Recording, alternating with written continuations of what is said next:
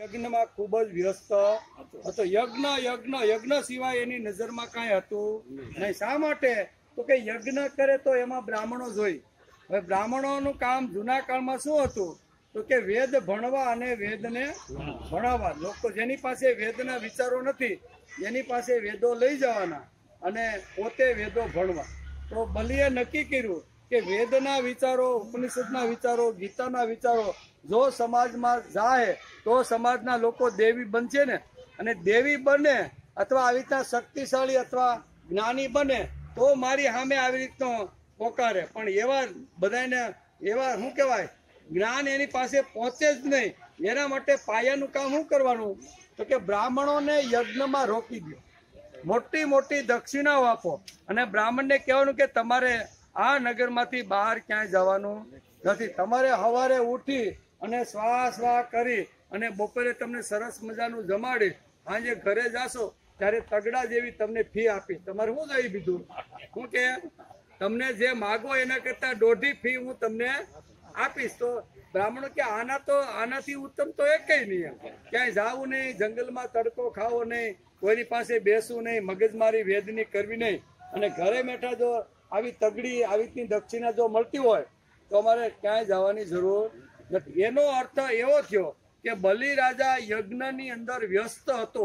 એવું વાલ્મીકી આ બાલકાંડના અહીંયા 29મા સર્ગની અંદર લખે છે. વ્યસ્ત હતો એનો અર્થ એવો થયો કે એને યજ્ઞ સિવાય એની આંખની સામે બીજું કાંઈ હતું. યજ્ઞમાં જ બલિરાજા રોકી રાખ્યા. બલિરાજા સંસ્કૃતિનો આંતર શત્રુ હતો. શાસ્ત્રકારો લખે છે કે બલિ હિરણ્યકશિપુથી પણ ભયંકર હતો. કેવો? પણ આપણે એને ભક્ત ઠેરાય. પુરાણમાં શું ઠેરાયું છે? બહુ ભક્ત હતો. પણ આ શાસ્ત્રકારો લખે છે કે બલિ હિરણ્યકશિપુ કરતા પણ ભયંકર હતો. હિરણ્યકશિપુ તો રોકડું કહેતો હતો કે ભગવાન નથી, સીધે સીધું. એને કાંઈ બીક કે ડર હતો નહીં. પણ બલિએ તો એમ કોઈ દિવસ કહ્યું નથી. હું ભગવાન નથી એવું કોઈ દિવસ એને કીધું નથી. તે પ્રકાર મુત્સદી હતો. આરતા લોકોને તેણે ખુશ કર્યા. તેથી લોકો કહે બલિ મોટો છે, બલિ મહાન છે, આપણો સંરક્ષક છે. લોકોમાં તેણે પોતાના માટે સ્વહૃદયતા નિર્માણ કરી હતી.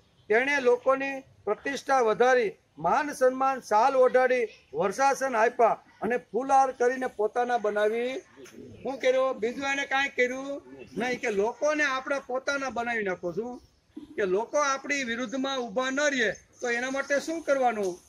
તો કે એને શાલ એકાદી ઓઢાડી ગયો, મોટું ફંક્શન કરો અને એની અંદર એકાદો હાર પહેરાવી ગયો એટલે આપણા વિરુદ્ધમાં બોલતો બંધ થઈ જાય. કાં તો જમાડી ગયો અને કાં તો હાર પહેરાવી ગયો એટલે તમારું કોઈ દી એ ખરાબ બોલે નહીં. એટલો બુદ્ધિશાળી અહીંયા બલિરાજા હતો.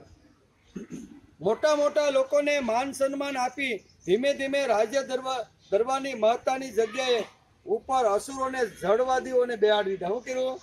ધીમે ધીમે એને વિચાર કર્યો કે મારા મતના લોકો, મારા સગા સંબંધી કેટલા છે તો એ બધાને મંત્રીઓ બનાવવાનું ચાલુ કરી દીધું.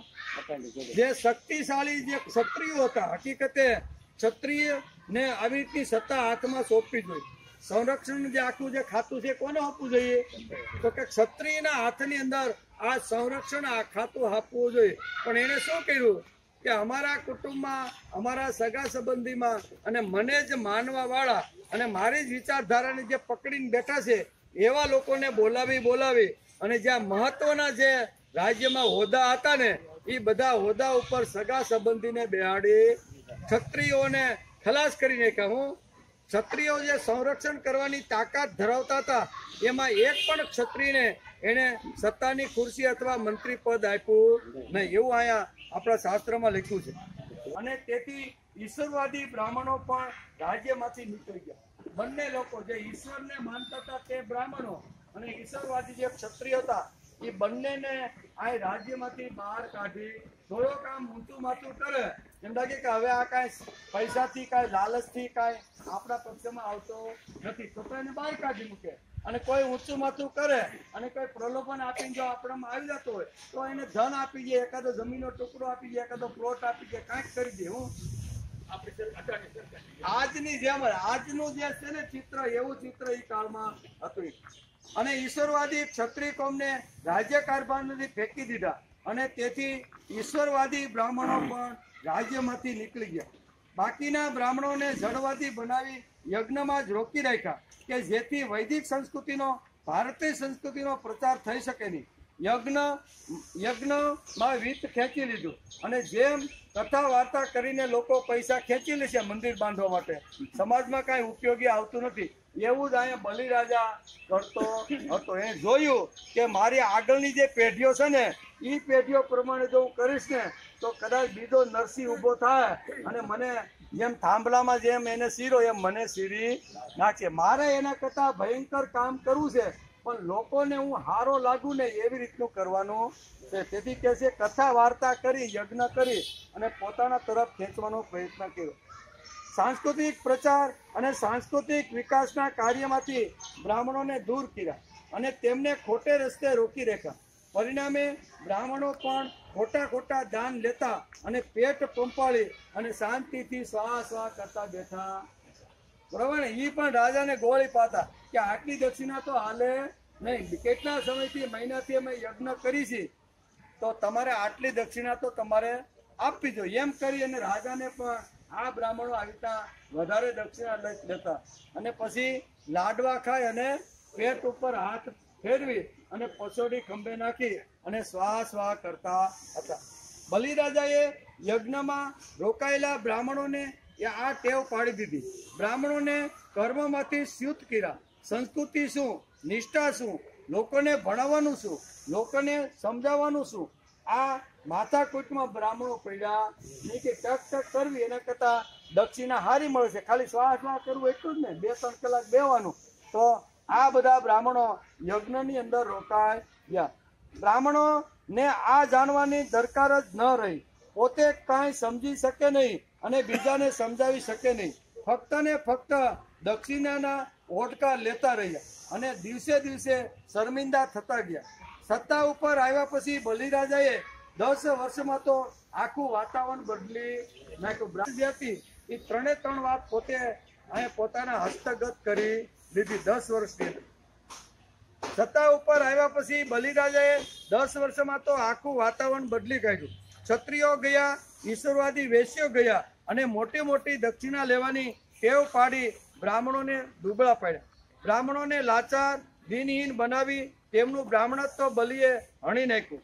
બ્રાહ્મણ, ક્ષત્રિય, વૈશ્ય આ ત્રણેય વર્ણોને બલિએ સત્તાથી દૂર કર્યા અને બધા જ વહીવટ પોતાના હાથમાં લઈ લીધો. 3નો જે વહીવટ છે કોના હાથમાં લીધો? ક્ષત્રિયો જે સારા હતા એને તો બધાને ફેંકી દીધા. બ્રાહ્મણોને પણ આવી રીતના ઊંચું માથું કરતા હતા એ પણ આ રાજ્ય છોડીને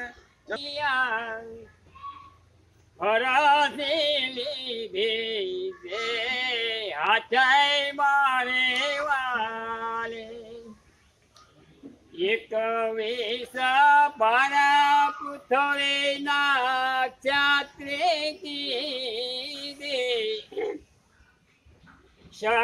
ક્ષત્રિયનો કાજો વંશય મારે વાલે.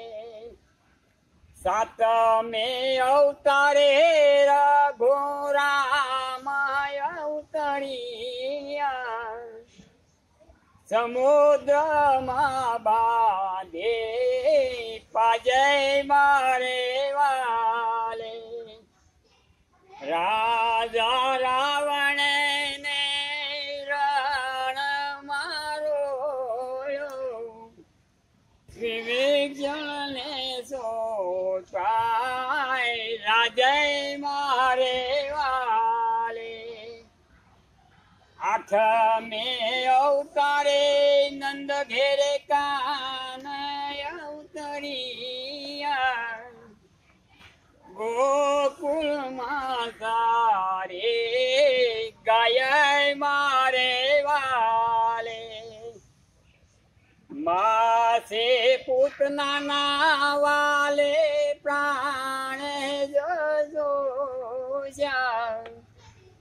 મારો જે મામો કસય મારે વાલે.